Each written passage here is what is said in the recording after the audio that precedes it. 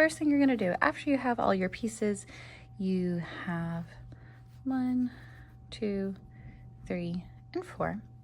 We're gonna start sewing. Now, some of these I have told you maybe to use first because it's a trickier fabric, different things like that. I'm gonna put this purple sparkly one on the outside because I love it. So the outside one gets opened up like this and gets laid down.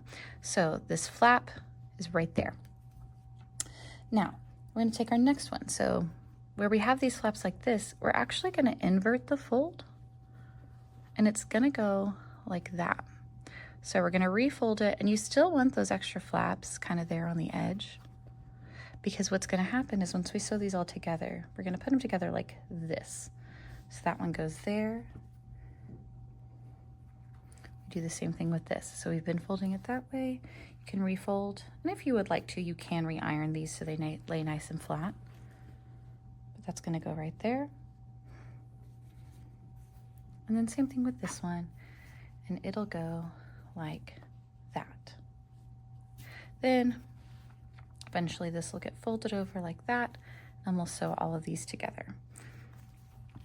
I recommend folding it like this just to see if everything you think is gonna work or if we need to change any sizes. So as you can see, that pink one is a little bit bigger than this purple one.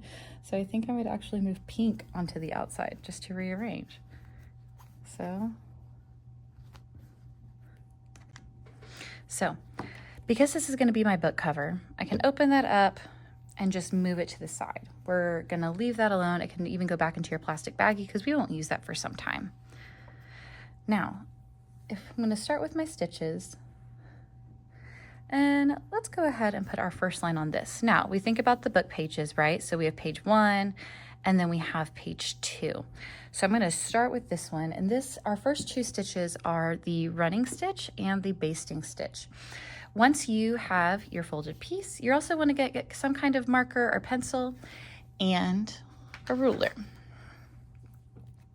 With your ruler, go ahead and in the middle-ish, it doesn't have to be perfect, but middle of your page, you are going to draw about a 6-inch line. So we're gonna go here all the way down to there.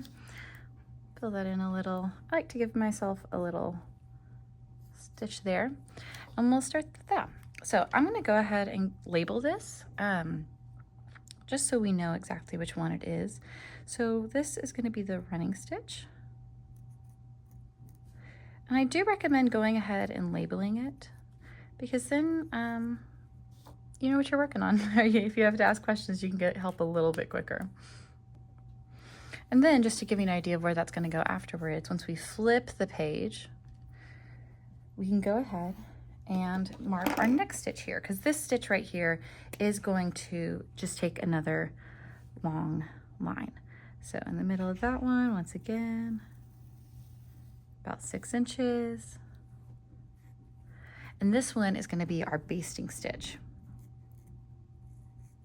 So once again, I'm gonna go ahead and write that on there. And that's our basting stitch. So have the first 2 pages ready. Okay, last up, your last 2 stitches are going to be the ladder stitch and the back stitch. So on your last page, the way these folds are gonna work, this one's a little bit tricky. Back stitch, we don't have to do any fold. It's gonna live just like that. In fact, we can go ahead and mark this if we want to, because it's again just gonna be a straight line. So we have that, and we know this is the back stitch.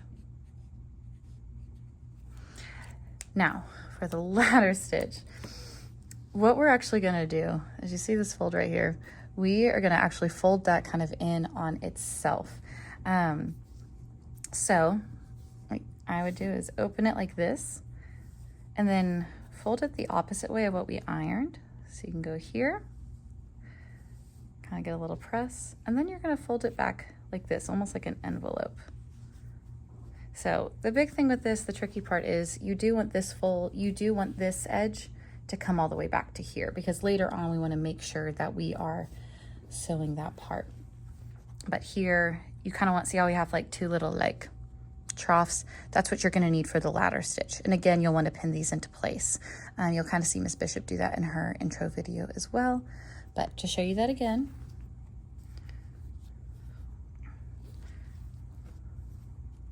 we have our book pieces, right, that we've already kind of refolded into book pages. So they look like this.